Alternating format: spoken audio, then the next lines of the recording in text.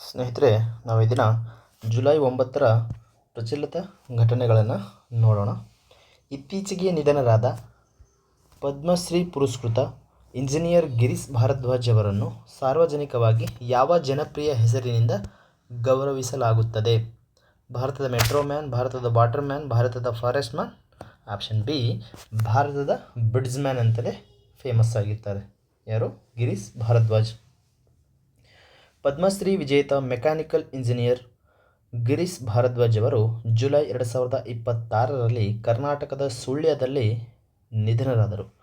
ಇವರು ಭಾರತದ ಗ್ರಾಮೀಣ ಭಾಗಗಳಲ್ಲಿ ಸಂಪರ್ಕಕ್ಕಾಗಿ 140ಕ್ಕೂ ಅಧಿಕ ಪರಿಸರ ಸ್ನೇಹಿ ತೂಗು ಸೇತುವೆಗಳನ್ನು ಅತ್ಯಂತ ಕಡಿಮೆ ವೆಚ್ಚದಲ್ಲಿ ನಿರ್ಮಿಸಿದ್ದಾರೆ.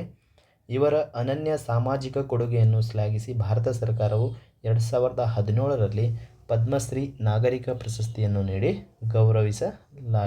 ಗೌರವಿಸಿದ್ದಾರೆ. 1989ರಲ್ಲಿ ಅರಂಬೂರು ಗ್ರಾಮದಲ್ಲಿ ಪಯಸ್ವಿನಿ ನದಿಗೆ ಮೊದಲ ಯಶಸ್ವಿ ತೂಗು ಸೇತುವೆ ನಿರ್ಮಿಸುವ ಮೂಲಕ ತಮ್ಮ ಐತಿಹಾಸಿಕ ಕಾರ್ಯ ಆರಂಭಿಸಿದ್ದರು. ಇಲ್ಲಿ ಅರಂಬೂರು ಗ್ರಾಮದಲ್ಲಿ. ಎಷ್ಟರಲ್ಲಿ? 1989ರಲ್ಲಿ. ನೆಕ್ಸ್ಟ್ ಕ್ವಶನ್ ಈಸ್, ಮೂರನೇ ಭಾರತ-ಆಸ್ಟ್ರೇಲಿಯಾ ಶೃಂಗಸಭೆಯಲ್ಲಿ ಅಂತಿಮಗೊಳಿಸಲಾದ ಆಡಳಿತಾತ್ಮಕ ಒಪ್ಪಂದವು ಪ್ರಮುಖವಾಗಿ ಯಾವುದಕ್ಕೆ ಸಂಬಂಧಿಸಿದೆ? ಯಾವುದಂದರೆ ನಾಗರಿಕ ಪರಮಾಣು ಸಹಕಾರ, ಯುರೇನಿಯಂ ರಫ್ತಿನ ಬಗ್ಗೆ ಇದು ಹೇಳುತ್ತೆ. ಯಾವುದು? ಭಾರತ-ಆಸ್ಟ್ರೇಲಿಯಾ. ಥರ್ಡ್ ಭಾರತ-ಆಸ್ಟ್ರೇಲಿಯಾ ಶೃಂಗಸಭೆ. ನೆಕ್ಸ್ಟ್ ಈಸ್ ನೋಡಿ, ಮೆಲ್ಬೋರ್ನ್ನಲ್ಲಿ ನಡೆದ ಮೂರನೇ ಶೃಂಗಸಭೆಯಲ್ಲಿ ನಾಗರಿಕ ಪರಮಾಣು ಸಹಕಾರದಡಿ ಮಹತ್ವದ ಆಡಳಿತಾತ್ಮಕ ಒಪ್ಪಂದಕ್ಕೆ ಸಹಿ ಹಾಕಲಾಗಿದೆ. ವಿಶ್ವದಲ್ಲೇ ಅತಿ ಹೆಚ್ಚು ಯುರೇನಿಯಂ ಹೊಂದಿರುವ ದೇಶವಾದ ಆಸ್ಟ್ರೇಲಿಯಾದಿಂದ ಭಾರತಕ್ಕೆ ದೀರ್ಘಾವಧಿಯ ಯುರೇನಿಯಂ ಇಂಧನ ಪೂರೈಕೆ ಸುಗಮವಾಗಲಿದೆ. ಯಾವುದರಿಂದ? ಈ ಒಪ್ಪಂದದಿಂದ. ಈ ಇಂಧನವನ್ನು ಕಟ್ಟುನಿಟ್ಟಾಗಿ ಅಂತಾರಾಷ್ಟ್ರೀಯ ಪರಮಾಣು ಸಂಸ್ಥೆ ಸುರಕ್ಷತಾ ಮೇಲ್ವಿಚಾರಣೆಯಲ್ಲಿ ಶಾಂತಿಯುತ ಉದ್ದೇಶಗಳಿಗಾಗಿ ಮಾತ್ರ ಬಳಸಲಾಗುತ್ತದೆ. ಇದರೊಂದಿಗೆ ಭಾರತದ ಹಸಿರು ಮತ್ತು ಕಡಿಮೆ ಇಂಗಾಲದ ಇಂಧನ ಭದ್ರತಾ ಮೂಲಸೌಕರ್ಯಕ್ಕೆ ಅಂತಾರಾಷ್ಟ್ರೀಯ ಮಟ್ಟದಲ್ಲಿ ಬಲ ಸಿಕ್ಕಂತಾಗಿದೆ. ನೆಕ್ಸ್ಟ್ ಕ್ವಶನ್ ಈಸ್, ಜುಲೈ 9, 2026ರಂದು ವಿಶ್ವ ಬ್ಯಾಂಕ್ ಭಾರತದ ಯಾವ ಮಹತ್ವಾಕಾಂಕ್ಷೆಯ ಸೌರ ಇಂಧನ ಕಾರ್ಯಕ್ರಮಕ್ಕೆ ಭಾರಿ ಆರ್ಥಿಕ ನೆರವು ಮಂಜೂರು ಮಾಡಿದೆ? PM ಸೂರ್ಯಘರ್ ಮುಫ್ತ್ ಬಿಜ್ಲಿ ಯೋಜನೆ. ಯಾವುದು? PM ಸೂರ್ಯಘರ್ ಮುಫ್ತ್ ಬಿಜ್ಲಿ ಯೋಜನೆ. ವರ್ಲ್ಡ್ ಬ್ಯಾಂಕ್ ಸಹಕಾರ ನೀಡಿರ್ತಕ್ಕಂಥದ್ದು. ವಿಶ್ವ ಬ್ಯಾಂಕ್ ಈ ಸೌರ ಯೋಜನೆಗಾಗಿ ಒಟ್ಟು 820 ಮಿಲಿಯನ್ IBRD ಸಾಲ ಮತ್ತು ಮಹತ್ವದ ಹಣಕಾಸು ನೆರವನ್ನು ಅನುಮೋದಿಸಿದೆ. ಈ ರಾಷ್ಟ್ರೀಯ ಯೋಜನೆಯು ದೇಶಾದ್ಯಂತ ಇರುವ ಸುಮಾರು 10 ಮಿಲಿಯನ್ 1 ಕೋಟಿ ಕುಟುಂಬಗಳ ಮೇಲ್ಛಾವಣಿಗೆ ಸೌರ ಸ್ಥಾವರ ಅಳವಡಿಸುವ ಗುರಿ ಹೊಂದಿರತಕ್ಕಂಥದ್ದು. ವಿಶ್ವ ಬ್ಯಾಂಕ್ ನೆರವಿನಿಂದ ಈ ಹಸಿರು ಉತ್ಪಾದನಾ ವಲಯದಲ್ಲಿ 1.7 ಮಿಲಿಯನ್ ಅಂದರೆ 17 ಲಕ್ಷ ಹೊಸ ಉದ್ಯೋಗಗಳು ಸೃಷ್ಟಿಯಾಗುವ ಭರವಸೆಯನ್ನು ನೀಡಿರ್ತಕ್ಕಂಥದ್ದು. ಇದು ಗ್ರಾಹಕರಿಗೆ ಉಚಿತ ವಿದ್ಯುತ್ ನೀಡುವ ಮೂಲಕ ಭಾರತದ ವಿಕೇಂದ್ರೀಕೃತ ಪರಿಸರ ಸ್ನೇಹಿ ಇಂಧನ ಕ್ರಾಂತಿಗೆ ಉತ್ತೇಜನ ನೀಡುತ್ತದೆ. ನೆಕ್ಸ್ಟ್ ಕ್ವಶನ್ ಈಸ್, ಬಾಲ್ಯ ವಿವಾಹ ನಿಷೇಧ ಕಾಯ್ದೆ ಮತ್ತು ಫೋಕ್ಸೋ ಕಾಯ್ದೆಯು ವೈಯಕ್ತಿಕ ಕಾನೂನುಗಳಿಗಿಂತ ಮಿಗಿಲಾದುದು ಎಂದು ಇತ್ತೀಚೆಗೆ ಜುಲೈ 9, 2026ರಂದು ಯಾವ ಹೈಕೋರ್ಟ್ ಆದೇಶಿಸಿದೆ? ಯಾವುದಂದರೆ ಅಲಹಾಬಾದ್ ಹೈಕೋರ್ಟ್.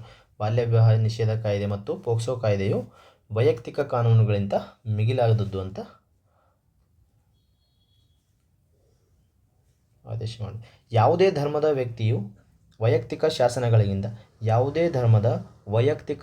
ಶಾಸನಗಳಿಗಿಂತ ದೇಶದ ಬಾಲ ವಿವಾಹ ನಿಷೇಧ ಮತ್ತು ಕ್ರಿಮಿನಲ್ ಕಾಯ್ದೆಗಳು ಸರ್ವೋಚ್ಚ ಎಂದಿದೆ. ಯಾವುದು? ಅಲಹಾಬಾದ್ ಹೈಕೋರ್ಟ್. ವಿಶೇಷವಾಗಿ ಫೋಕ್ಸೋ ಕಾಯ್ದೆಯಡಿ ಅಪ್ರಾಪ್ತ ವಯಸ್ಸಿನ ಹುಡುಗಿಯರ ಸುರಕ್ಷತೆಗೆ ಧರ್ಮದ ಆಧಾರದಲ್ಲಿ ವಿನಾಯಿತಿ ನೀಡಲು ಸಾಧ್ಯವಿಲ್ಲ ಎಂದು ತೀರ್ಪಿನಲ್ಲಿದೆ. ದೇಶದ ಕನಿಷ್ಠ ಕಾನೂನುಬದ್ಧ ವಿವಾಹದ ವಯಸ್ಸಿನ ನಿಯಮವು ಎಲ್ಲ ಧರ್ಮದವರಿಗೂ ಏಕರೂಪವಾಗಿ ಅನ್ವಯಿಸುತ್ತದೆ ಎಂದು ನ್ಯಾಯಾಲಯ ಹೇಳಿರ್ತಕ್ಕಂಥದ್ದು. ಈ ನಿರ್ಣಯವು ಭಾರತದಲ್ಲಿ ಮಕ್ಕಳ ಹಕ್ಕುಗಳು ಮತ್ತು ಸಂವಿಧಾನಾತ್ಮಕ ರಕ್ಷಣೆಗಳನ್ನು ಮತ್ತಷ್ಟು ಬಲಪಡಿಸಲು ದಾರಿದೀಪವಾಗಿರ್ತಕ್ಕಂಥದ್ದು.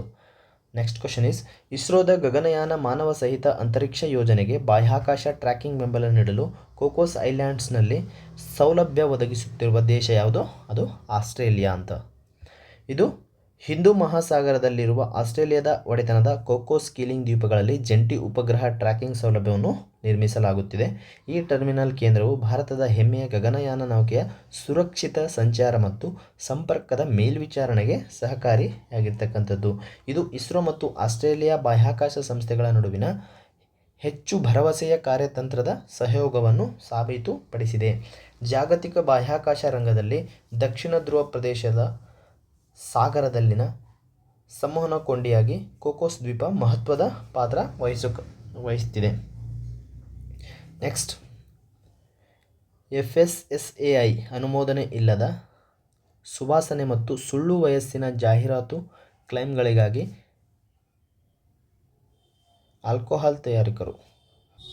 ಸ್ನೇಹಿತರೆ, ಆ ಕ್ವಶನ್ ಸ್ವಲ್ಪ ಪ್ರಿಂಟ್ ಮಿಸ್ಟೇಕ್ ಆಗಿದೆ. ಸೊ ನೆಕ್ಸ್ಟ್ ಕ್ಲಾಸಲ್ಲಿ ಹೇಳ್ತೀನಿ ಅದನ್ನು ನೋಡಿ. ಜುಲೈ 9, 2026ರಂದು ಆಸ್ಟ್ರೇಲಿಯಾ ಭಾರತಕ್ಕೆ ಹಿಂದಿರುಗಿಸಲು ಒಪ್ಪಿಕೊಂಡ ನಂದಿ, ತ್ರಿಶೂಲ ಮತ್ತು ಕಾರ್ತಿಕೇಯ ಕಲಾಕೃತಿಗಳು ಭಾರತದ ಯಾವ ರಾಜ್ಯದ ಮೂಲಕ್ಕೆ ಸೇರಿದವಾಗಿವೆ?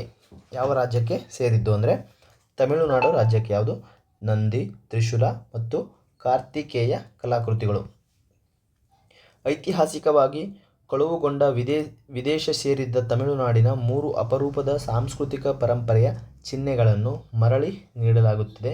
ಇವುಗಳಲ್ಲಿ ಕಲ್ಲಿನ ನಂದಿ ಮೂರ್ತಿ, ಭದ್ರಕಾಳಿ ಲೋಹದ ತ್ರಿಶೂಲ. ಯಾವುದು? ಕಲ್ಲಿನ ನಂದಿ ಮೂರ್ತಿ, ಭದ್ರಕಾಳಿ ಲೋಹದ ತ್ರಿಶೂಲ ಮತ್ತು ಆರುಮುಖದ ಸುಬ್ರಹ್ಮಣ್ಯನ ಕಲ್ಲಿನ ಮೂರ್ತಿ ಸೇರಿವೆ. ಎರಡೂ ದೇಶಗಳ ಸಾಂಸ್ಕೃತಿಕ ಸಂಬಂಧಗಳು ಮತ್ತು ಅಕ್ರಮ ಕಲಾ ಸಾಗಣೆ ತಡೆ ಒಪ್ಪಂದಗಳ ಆಧಾರದ ಮೇಲೆ ಇದನ್ನು ನೀಡಲಾಗಿದೆ. ಭಾರತದ ಪುರಾತನ ಸಾಂಸ್ಕೃತಿಕ ವೈಭವವನ್ನು ಮರುಸ್ಥಾಪಿಸುವ ನಿಟ್ಟಿನಲ್ಲಿ ರಾಜತಾಂತ್ರಿಕ ವಿಜಯಕ್ಕೆ ಇದು ದೊಡ್ಡ ದೃಷ್ಟಾಂತವಾಗಿದೆ ಅಂತಲೇ ಹೇಳ್ಬೋದು. ಲಾರೆನ್ಸ್ ಬಿಸ್ನೋಯ್ ಮತ್ತು ಗೋಲ್ಡಿ ಬ್ರಾರ್ ಸಂಘಟಿತ ಅಪರಾಧ ಜಾಲವನ್ನು ಭೇದಿಸಲು US ಭದ್ರತಾ ಸಂಸ್ಥೆಗಳೊಂದಿಗೆ ಜಂಟಿಯಾಗಿ ಕೈಗೊಂಡ ವಿಶೇಷ ಕಾರ್ಯಾಚರಣೆಯ ಹೆಸರೇನು? ಆಪರೇಷನ್ ಹಾರ್ಡ್ಬಾಲ್. ಯಾವುದು? ಆಪರೇಷನ್ ಹಾರ್ಡ್ಬಾಲ್. ಯಾರ ವಿರುದ್ಧ? ಲಾರೆನ್ಸ್ ಬಿಸ್ನೋಯ್ ಮತ್ತು ಗೋಲ್ಡಿ ಬ್ರಾರ್ ಸಂಘಟಿತ ಅಪರಾಧ ಜಾಲವನ್ನು ಭೇದಿಸಲು ಸ್ಟಾರ್ಟ್ ಮಾಡಿರ್ತಕ್ಕಂಥ. ಭಾರತದ ರಾಷ್ಟ್ರೀಯ ತನಿಖಾ ಸಂಸ್ಥೆಗಳು ಅಮೆರಿಕ ತನಿಖಾ ಸಂಸ್ಥೆ FBIಯೊಂದಿಗೆ ಅತ್ಯಂತ ಸಮನ್ವಯದಿಂದ ಕಾರ್ಯನಿರ್ವಹಿಸುತ್ತಿವೆ. ವಿದೇಶಿ ನೆಲೆಗಳಿಂದ ಕಪ್ಪಾ ವಸೂಲಿ ಮತ್ತು ಹತ್ಯೆಗಳಿಗೆ ಸಂಚು ರೂಪಿಸುವ ಅಂತಾರಾಷ್ಟ್ರೀಯ ದರೋಡೆಕೋರರ ನೆಟ್ವರ್ಕ್ ಮಟ್ಟಹಾಕಲು ಇದು ರೂಪುಗೊಂಡಿದೆ. ಭಾರತದ ಭದ್ರತಾ ಪಡೆಗಳು ವಿದೇಶಗಳಲ್ಲಿ ಅಡಗಿರುವ ಆರೋಪಿಗಳ ನಿಖರ ಅಡುಗುದಾಣಗಳ ಮಾಹಿತಿ ಮತ್ತು ಸಾಕ್ಷ್ಯಗಳನ್ನು ಹಂಚಿಕೊಂಡಿವೆ. ಗಡಿಯಾಚೆಗಿನ ಹಿಂಸಾಚಾರ ಮತ್ತು ಅಪರಾಧ ಪಿತೂರಿಗಳನ್ನು ಜಾಗತಿಕ ಕಾನೂನು ನೆರವಿನಿಂದ ದಮನಿಸಲು ಈ ಆಪರೇಷನ್ ಬಹು ಮುಖ್ಯವಾಗಿದೆ. ಯಾವ operation? Operation hardball. Next, Havells India ಇತ್ತೀಚೆಗೆ ಭಾರತದಲ್ಲಿ ಸುಧಾರಿತ ಬ್ಯಾಟರಿ ಸಂಗ್ರಹಣಾ ವ್ಯವಸ್ಥೆಯನ್ನು BESS ಬಿಡುಗಡೆ ಮಾಡಲು ಯಾವ ದೇಶದ ಪಿಕ್ಸಿ AS ಸಂಸ್ಥೆಯೊಂದಿಗೆ ಕೈ ಜೋಡಿಸಿದೆ? ನಾರ್ವೆ. ಯಾವ ದೇಶ? ನಾರ್ವೆ ದೇಶದೊಂದಿಗೆ ಕೈ ಜೋಡಿಸಿದೆ. ಹ್ಯಾವೆಲ್ಸ್ ಇಂಡಿಯಾ ನಾರ್ವೆಯ ಪ್ರಮುಖ ಇಂಧನ ತಂತ್ರಜ್ಞಾನ ಸಂಸ್ಥೆಯಾಗಿದೆ. ಪಿಕ್ಸಿ AS ನೊಂದಿಗೆ ಮಹತ್ವದ ಒಪ್ಪಂದ ಮಾಡಿಕೊಂಡಿದೆ. ಈ ಉದ್ಯಮ ಸಹಯೋಗವು ಅತ್ಯಾಧುನಿಕ modular battery energy storage systems ಅನ್ನು ದೇಶದಲ್ಲಿ ಅಭಿವೃದ್ಧಿಪಡಿಸಲಿದೆ. ಈ ಹಿನ್ನೆಲೆಯಲ್ಲಿ ಹ್ಯಾವೆಲ್ಸ್ ಸಂಸ್ಥೆಯು ಕರ್ನಾಟಕದ ತುಮಕೂರಿನ ಉತ್ಪಾದನಾ ಘಟಕವನ್ನು 540 ಕೋಟಿಗೆ ವಿಸ್ತರಿಸುತ್ತದೆ. ಎಲ್ಲಿ? ತುಮಕೂರಿನ ಉತ್ಪಾದನಾ ಘಟಕವನ್ನು. ದಕ್ಷಿಣ ಭಾರತದ ಪ್ರಮುಖ ಕ್ಲೀನ್ ಮತ್ತು ಗ್ರೀನ್ ಎನರ್ಜಿ ಹಬ್ ಆಗಿ ಕರ್ನಾಟಕ ಹೊರಹೊಮ್ಮಲು ಈ ಯೋಜನೆಗೆ ಬಂಡವಾಳ ಅತ್ಯಂತ ಪ್ರಮುಖವಾಗಿದೆ. ಎಲ್ಲಿ? ತುಮಕೂರಿನಲ್ಲಿ ಉತ್ಪಾದನಾ ಘಟಕ ಸ್ಥಾಪನೆ ಮಾಡುತ್ತಿರ್ತಕ್ಕಂಥದ್ದು. ಬುದ್ಧಿಮಾಂದ್ಯ ಯುವತಿಯರ ಗರ್ಭಕೋಶ ಶಸ್ತ್ರಚಿಕಿತ್ಸೆಗೆ ಸಂಬಂಧಿಸಿದಂತೆ ಇತ್ತೀಚೆಗೆ ಅತ್ಯುತ್ತಮ ಹಿತಾಸಕ್ತಿ ಬೆಸ್ಟ್ ಇಂಟರೆಸ್ಟ್ ತತ್ವದಡಿ ಐತಿಹಾಸಿಕ ತೀರ್ಪು ನೀಡಿದ ಹೈಕೋರ್ಟ್ ಯಾವುದು? ಯಾವುದದು? ಕರ್ನಾಟಕ ಹೈಕೋರ್ಟ್.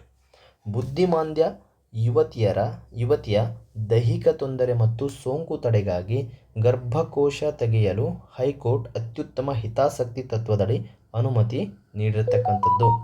ವೈದ್ಯಕೀಯ ವರದಿಯ ಪ್ರಕಾರ ಯುವತಿಯ ಘನತೆ ಕಾಯಲು ಹಾಗೂ ಅನಾರೋಗ್ಯ ತಡೆಗಟ್ಟಲು ಈ ಶಸ್ತ್ರಚಿಕಿತ್ಸೆ ಅನಿವಾರ್ಯ ಎಂದು ನ್ಯಾಯಾಲಯ ಪ್ರತಿಪಾದಿಸಿತು.